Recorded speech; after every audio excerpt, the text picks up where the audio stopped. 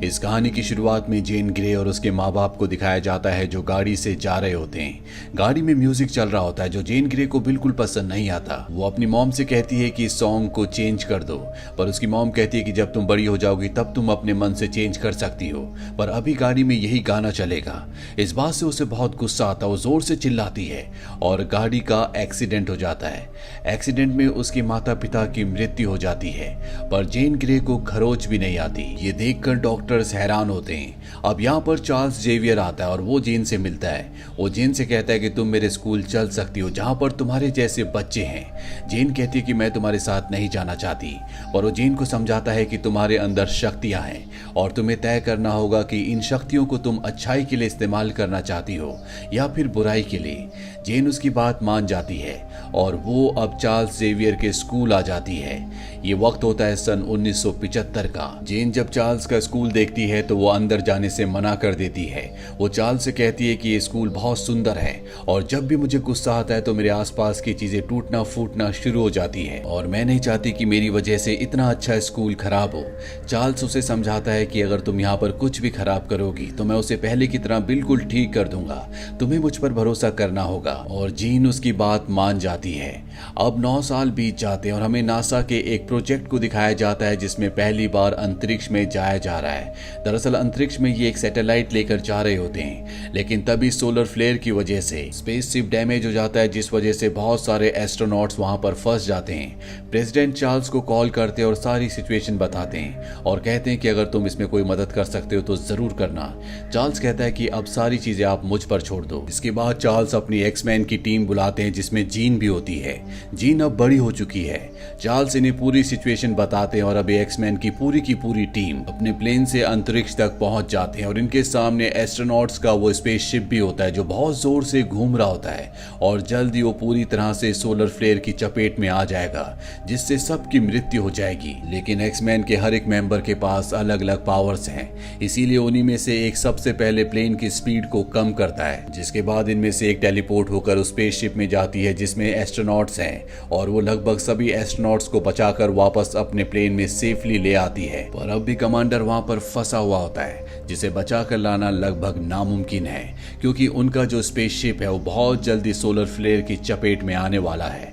इनके पास कुछ सेकंड्स ही बचे होते हैं। ये तय करते हैं कि अब ये सब वापस अर्थ पर लौट जाएंगे, पर तभी चार्ल्स जो इन सब के माइंड को अर्थ से मॉनिटर कर रहा होता है वो इन्हें कहता है कि जीन उसे बचाकर ला सकती है और इसके बाद जीन के साथ ही उसे उस शिप में टेलीपोर्ट करके ले जाती है जहां पर जीन उसे ढूंढना शुरू करती है, लेकिन उसके पास मात्र 30 सेकंड्स हैं। हालांकि वो उसे ढूंढ तो लेती है लेकिन अब शायद उसके पास वापस जाने का वक्त नहीं है। जो जीन को यहाँ पर टेलीपोर्ट करके लाई होती है वो कमांडर को टेलीपोर्ट करके वापस ले जाती है, लेकिन जीन सोलर फ्लेयर की चपेट में आ जाती है। पूरी की पूरी सोलर फ्लेयर उसकी बॉडी में समा जाती है और इसके बाद एक ब्लास्ट होता है। सबको लगता है कि जीन अब मारी जा चुकी है, लेकिन अगले पल ये देखते हैं जीन की बॉडी अंतरिक्ष में तैर रही है। तभी जीन की साथी टेलीपोर्ट होकर उसके पास जाती है और उसे वापस स्पेसशिप में ले आती है। जीन ने और उसकी पूरी टीम ने बहुत सारे एस्ट्रोनॉट्स को बचाया है। इन सब ने एक हीरोइक काम किया है, इसीलिए अर्थ पर इनका स्वागत होता है। ये सब के लिए अब हीरो बन चुके हैं। चार्ल्स इन सब से बहुत खुश होता है, इसीलिए वो इन सब को पार्टी करने की इजाजत देता है और रात को जब ये सब पार्टी कर रहे होते हैं तो जीन जो पूरी तरह से ठीक है वो भी यहाँ अपने दोस्तों के साथ एंजॉय कर रही होती है और तभी वो आग को देखती है, जिसके बाद वो अपना मेंटल कंट्रोल खोना शुरू कर देती है और उसी की वजह से यहाँ पर एक ब्लास्ट होता है। सारे के सारे दूर जाकर गिरते हैं और खुद जीन बेहोश हो जाती है। अब चार्ल्स यहाँ पर आता है और जीन को एक रूम में ले जाता है। दरअसल चार्ल्स और जीन दोनों के अंदर ही मेंटल यानी कि टेलीपैथी की पावर है और अब चार्ल्स उसके दिमाग से कनेक्ट होता है और उसे पता चलता है कि बचपन में जब उसकी वजह से उसकी मॉम और डैड का कार एक्सीडेंट हुआ था तो बहुत ज्यादा डिप्रेस हो गई थी। इसीलिए चार्ल्स ने उसके दिमाग में बहुत सारी मेंटल वॉल्स लगाई थी जिस वजह से उसे ये सारी बातें याद नहीं थी। लेकिन अब जब से वो सोलर फ्लेयर की चपेट में आई है उसका माइंड पहले से बहुत ज्यादा एक्टिव हो गया है और उसके माइंड में अब सारी यादें दोबारा से ताज़ा हो गई हैं। यहाँ पर उसे ये भी पता चल जाता है कि बचपन में जब एक्सीडेंट हुआ था तो उसके पिता की मृत्यु नहीं हुई थी, बल्कि वो जिंदा थे, लेकिन उन्हें नहीं पता था कि जीन क्या है, उसकी पावर्स क्या है। इसीलिए उन्होंने जेवियर से यानी कि चार्ल्स से कांटेक्ट किया और जीन को उसके हवाले कर दिया। चार्ल्स जो कि अब जीन के माइंड में घुसने की कोशिश कर रहे होते हैं, लेकिन जीन जिसकी मेंटल पावर अब बहुत ज्यादा बढ़ चुकी है, वो उन्हें अपने माइंड में एंटर नहीं करने देती और यहाँ पर चार्ल्स की नाक से खून भी निकलना शुरू हो जाता है। अब अगली सुबह चार्ल्स को बताया जाता है कि जीन स्कूल में नहीं है। चार्ल्स कहता है कि मुझे पता है कि वो कहाँ गई होगी। वहीं जीन जिसे पता है कि उसके पिता जिंदा है, वो अपने पिता के पास आई होती है। उसके पिता उसे अंदर आने के लिए कहते हैं। यहाँ पर जीन अपने सवालों का जवाब मांगती है। वो कहती है कि तुम्हें पता था कि मैं जिंदा हूँ, लेकिन फिर भी तुम कभी मुझसे मिलने के लिए नहीं आए। उसके पिता बताते हैं कि तुम अपनी मॉम की मौत का कारण हो। तुमने ही अपनी मेंटल पावर से उस दिन अपनी मॉम को कार में सुला दिया था, जिस वजह से कार का एक्सीडेंट हो गया और तुम्हारी मॉम जिससे मैं बहुत ज्यादा प्यार करता था, उसकी मृत्यु हो गई। उसके बाद मेरी पूरी जिंदगी बदल गई, इसीलिए मैंने तुम्हें चार्ल्स को दे दिया था। अब यहाँ पर एक्समैन की पूरी टीम भी आ जाती है, जो जीन को अपने साथ चलने के लिए कहती है। पर तभी यहाँ पर पुलिस की गाड़ियां भी आ जाती है, जिनके सायरन से जीन को बहुत परेशानी होने लगती है और वो उन सभी गाड़ियों को हवा में पलट देती है। दरअसल जिस तरह से बचपन में उसका माइंड तेज आवाजों को बर्दाश्त नहीं कर पाता था, अब उसके माइंड की वो हैबिट वापस आ चुकी है, क्योंकि चार्ल्स ने उसके दिमाग में जो वॉल्स लगाई थी अब वो पूरी तरह से खत्म हो चुकी है। अब यहाँ पर एक्समैन की पूरी टीम उसे रोकने की कोशिश करती है, लेकिन उसकी शक्तियां सबसे ज्यादा होती है। कोई भी उसके सामने टिक नहीं पाता। और तभी इन्हीं में से एक जीन को समझाने की कोशिश करती है और कहती है कि तुम हमारे साथ स्कूल चलो, हम सब तुम्हारी मदद करेंगे, हमें पता है कि तुम्हारे साथ क्या हुआ है।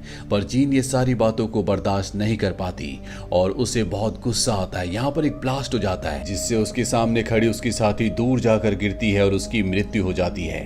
हालांकि जीन उसे मारना नहीं चाहती थी, लेकिन अब उसकी मृत्यु हो चुकी है। जीन यहाँ से निकल जाती है। यहाँ पर चार्ल्स का जो असिस्टेंट होता है, वो चार्ल्स को अपनी साथी की मौत का जिम्मेदार समझता है, क्योंकि जब वो जीन को गोली मारने वाला था तो चार्ल्स ने उसे मना किया था और उसकी जिसकी मृत्यु हुई है उसे आगे जाकर बात करने की इजाजत दी थी। वहीं जीन को दिखाया जाता है जो एरिक नाम के अपने एक दोस्त के पास जाती है, जो उसी की तरह म्यूटेंट है। कभी उसके अंदर भी बहुत गुस्सा था, उसने कई लोगों की जान ली थी, लेकिन अब उसने अपने गुस्से को कंट्रोल कर लिया है। जीन उससे कहती है कि तुमने अपने गुस्से को कंट्रोल कैसे किया? मैं भी चाहती हूँ कि मैं अपने गुस्से को कंट्रोल कर सकूं। वो कहता है कि मैं तुम्हारी इसमें मदद करूंगा। और तभी यहाँ पर मिलिट्री आ जाती है। एरिक मिलिट्री ऑफिसर से बात करने के लिए आता है। मिलिट्री ऑफिसर उसे कहता है कि हमें जीन चाहिए, हमें पता है कि वो यहीं पर है। जीन ने पुलिस वालों पर हमला किया, उसकी वजह से कई लोगों की जान गई है और अगर तुमने उसे हमारे हवाले नहीं किया तो यहाँ पर हम सबको मार देंगे। और ठीक उसी वक्त जीन बाहर आ जाती है और वो अपनी पावर से आर्मी के हेलीकॉप्टर को पूरी तरह से कंट्रोल कर लेती है। पर इससे पहले कि वो उसे क्रैश करती, एरिक उसे रोकने की कोशिश करता है, पर जीन की पावर्स के आगे उसकी पावर्स कुछ भी नहीं होती। लेकिन फिर भी वो किसी तरह से यहाँ से सभी आर्मी ऑफिसर्स को वापस भेजने में कामयाब हो जाता है। और इसके बाद वो जीन से कहता है कि मैं तुम्हारी मदद नहीं कर सकता, तुम यहाँ से चली जाओ, क्योंकि तुम्हारी वजह से मेरे लोगों को खतरा हो सकता है। जीन यहाँ से चली जाती है। वहीं दूसरी तरफ हमें धरती पर कुछ एलियंस को दिखाया जाता है, जिन्हें शेप शिफ्टर एलियंस भी कहा जाता है, यानी कि ये किसी भी आकार में अपने आप को ढाल सकते हैं। इन्हीं में से एक एलियन स्मिथ नाम की लड़की का रूप धारण कर लेती है। वो उसके घर पर जाकर उसके पूरे परिवार को मार देती है। और अब ये एलियन स्मिथ की शक्ल में पहुंच जाती है जीन के पास।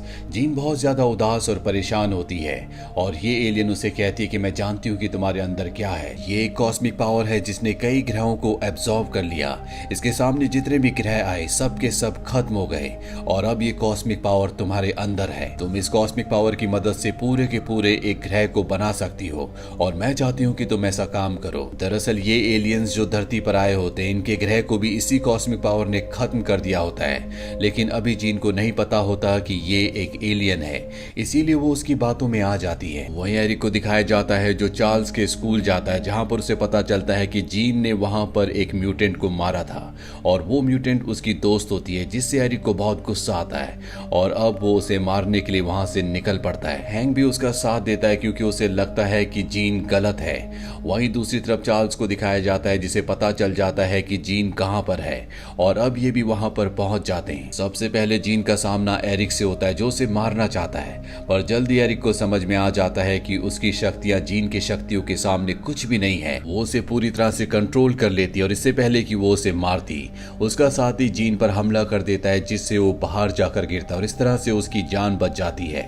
यहाँ पर चार्ल्स और बाकी म्यूटेंट यानी कि बाकी एक्समैन भी पहुंच चुके होते हैं जो यहाँ पर जीन को शांत करने और उसे वापस ले जाने के लिए आए हैं। चार्ल्स अपनी शक्ति से उसके दिमाग में एंटर करने की कोशिश करता है, लेकिन जीन अपनी शक्ति से उसकी व्हील चेयर से उसे उठाकर अपने सामने ऊपर ले आती है। चार्ल्स को अब अच्छी तरह से समझ में आ चुका है कि वो जीन के दिमाग के अंदर एंटर नहीं कर सकता, इसीलिए वो जीन से कहता है कि तुम मेरे दिमाग के अंदर एंटर करो और जान लो कि कौन सही है और कौन गलत। जीन ऐसा ही करती है और जब वो टेलीपैथी से अपने माइंड को उसके माइंड से कनेक्ट करती है तो उसे समझ में आ जाता है कि चार्ल्स ही वो इंसान था जिसने हर कदम पर उसका साथ दिया।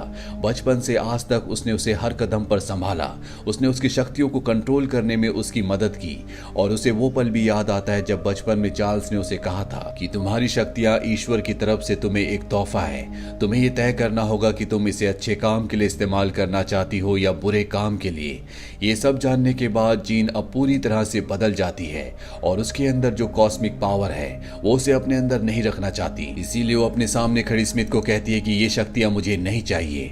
उसे नहीं पता होता कि ये एक एलियन है और इसके बाद वो अपनी सारी शक्तियां उसे देना शुरू कर देती है, पर चार्ल्स को समझ में आ जाता है कि ये एक एलियन है जो कि इस शक्ति को हासिल करने के बाद हमारी पूरी दुनिया पर कब्जा कर लेगी, इसीलिए वो जीन को ऐसा करने से मना करता है। पर अब जीन अपने होश में नहीं होती और इससे पहले कि उसके अंदर की सारी शक्तियां उस एलियन की बॉडी में ट्रांसफर होती, जीन का एक साथी लेजर बीम से इन दोनों को अलग कर देता है। अब यहाँ पर पुलिस भी आ जाती है जो सभी एक्समैन को गिरफ्तार करके एक जगह बांध कर बिठा देती है और कहती है कि तुम्हारी वजह से हमारे बहुत सारे लोग मारे गए हैं, अब हमें तुम्हारी कोई भी जरूरत नहीं है। तभी यहाँ पर बहुत सारे एलियंस आ जाते हैं जो पुलिस के ऊपर हमला कर देते हैं। चार्ल्स इन्हें कहते हैं कि अगर तुम अपने आप को आजाद करना चाहते हो तो तुम्हें हमें आजाद करना होगा और इसके बाद पुलिस सारे के सारे एक्समैन को आजाद कर देती है, जो आजाद होने के बाद सब अपने अपनी पावर से एलियंस का मुकाबला करना शुरू कर देते हैं। वहीं चार्ल्स को दिखाया जाता है जो जीन के पास जाता है। जीन पूरी तरह से बेहोश होती है।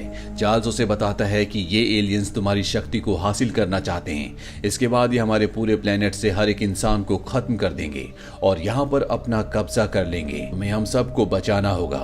और तभी जीन होश में आ जाती है, वो हवा में उड़ना शुरू कर देती है और कहती है कि मैं अपने परिवार को बचाने के लिए तैयार हूँ।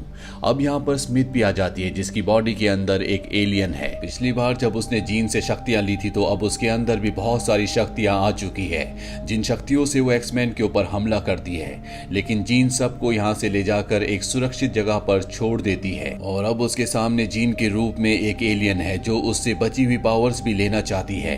वो जीन की गर्दन पकड़कर उसकी पावर्स को एब्जॉर्व करना शुरू कर देती है, पर जल्दी उसे समझ में आ जाता है कि इतनी सारी कॉस्मिक पावर को वो एब्जॉर्ब नहीं कर सकती। वो अपना हाथ हटाने की कोशिश करती है, लेकिन जीन उसका हाथ दोबारा वहीं पर रख देती है। जीन जानती है कि वो इस एलियन को यहाँ पर नहीं मार सकती, इसीलिए वो उसे उड़ाकर अपने साथ ब्रह्मांड में यानी कि हमारे ऑर्बिट से बाहर ले जाती है, जहां पर वो अपनी बॉडी की सारी एनर्जी को रिलीज करती है, जिससे एक बहुत बड़ा ब्लास्ट होता है और इस तरह से उस एलियन का खात्मा हो जाता है। ब्लास्ट के बाद वहां पर हमें एनर्जी से बना हुआ एक फिनिक्स बर्ड दिखाया जाता है, जिसे देखकर सब समझ जाते हैं कि अब जीन का भी खात्मा हो चुका है।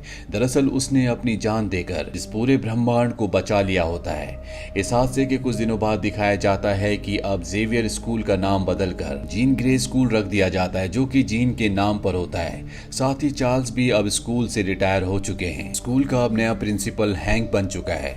वहीं चार्ल्स को दिखाया जाता है जो एक रेस्टोरेंट में होता है और उसके पास एरिक आता है। दरअसल पहले कभी ये दोनों बहुत अच्छे दोस्त हुआ करते थे, लेकिन इन दोनों की विचारधाराएं अलग थी, इसीलिए अलग अलग रास्ते पर चल पड़े थे। और अब एरिक अपना चेस निकालता है और चार्ल्स को खेलने के लिए इनवाइट करता है। वहीं आसमान की गहराइयों में हमें एक बार फिर से फिनिक्स बर्ड को दिखाया जाता है, जो इस बात का प्रतीक है कि शायद जीन अब भी जिंदा है। तो ये थी पूरी कहानी फिल्म एक्समैन डार्क फिनिक्स की। ये फिल्म ईयर 2019 में रिलीज हुई थी। IMDb पर इसकी रेटिंग है 5.7। उम्मीद करते हैं कि ये कहानी आपको पसंद आई होगी।